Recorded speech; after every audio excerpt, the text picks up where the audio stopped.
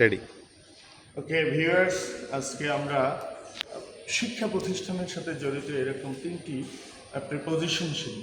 একটা হলো অ্যাট, অন্যটি হলো অন এবং আরেকটি গুরুত্বপূর্ণ হলো ইন। আমরা জানি যে বিভিন্ন ধরনের শিক্ষা প্রতিষ্ঠানের কথা যখন আমরা বলি, যেমন ঢাকা ইউনিভার্সিটি, তো কাউকে যদি জিজ্ঞেস করা হয় যে আপনি কোন ইউনিভার্সিটিতে পড়েন, সে বলবে I study at Dhaka university. যদি সে খুলনা ইউনিভার্সিটির স্টুডেন্ট হয় তাহলে তখন সে বলবে I study at Khulna university.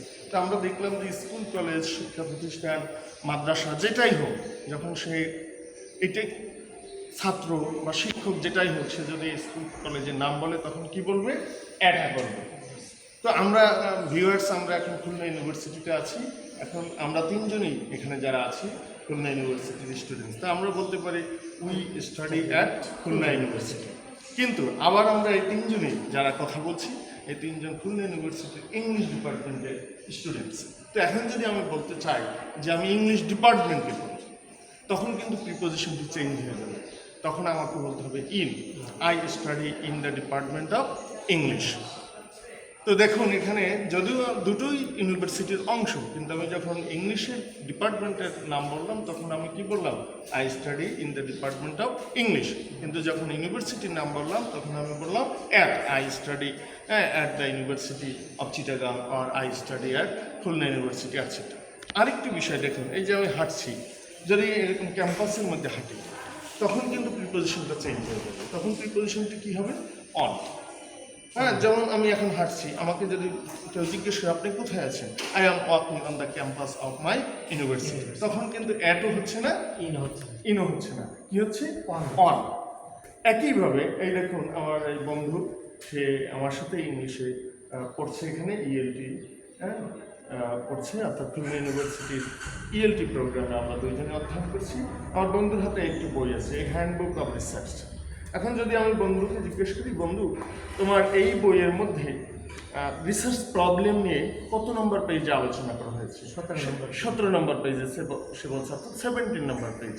সে কিন্তু ইংলিশে এখন অ্যাটও ইউজ করবে না, অন ইনও ইউজ করবে না। যখন কোনো বইয়ের পেজ নাম্বার বলবে তখন অন ইউজ করবে। তাহলে কি বলবে সে ইংলিশে?